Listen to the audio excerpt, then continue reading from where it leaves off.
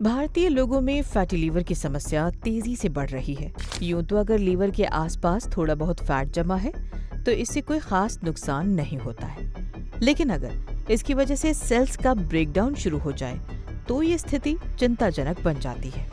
इसलिए जरूरी है कि सही समय पर लीवर का टेस्ट हो जाए ताकि पता चल सके लीवर की स्थिति है क्या।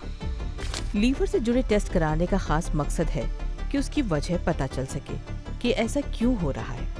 वहीं दूसरी सबसे बड़ी वजह है स्थिति का पता लगाना, यानी ये बात पता लगाया जा सके कि कहीं सेल्स का ब्रेकडाउन तो शुरू नहीं हो गया।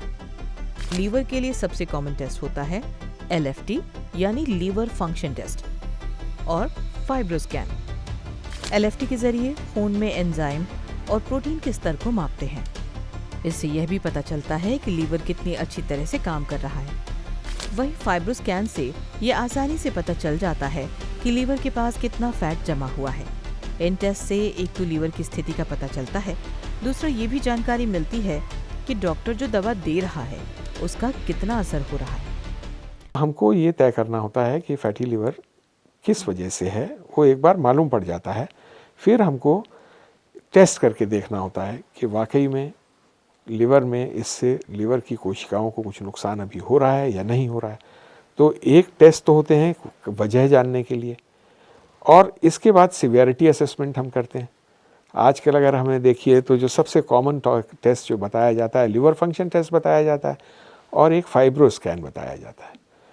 तो FIB-4 फाइब्रोस्कैन से हम कितना फैट है और कितनी फाइब्रोसिस है ये दोनों चीज़ें मालूम कर लेते हैं।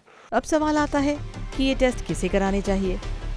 तो ऐसे सभी लोग जिनके पेट और कमर के पास मोटापा ज्यादा हो, जिनका खान पान और लाइफस्टाइल खराब होने की वजह से मोटापा बढ़ रहा हो, जो पहले से डायबिटीज, हाइपरटेंशन और थायराइड जैसी मेटाबॉलिक डिसऑर्डर से जूझ रहे हों, जो ज्यादा पेन किलर लेते हों, ऐसे सभी लोगों में अगर फैटी लीवर के लक्षण नजर आ रहे हो तो इन्हें एक बार जांच जरूर करा लेनी चाहिए।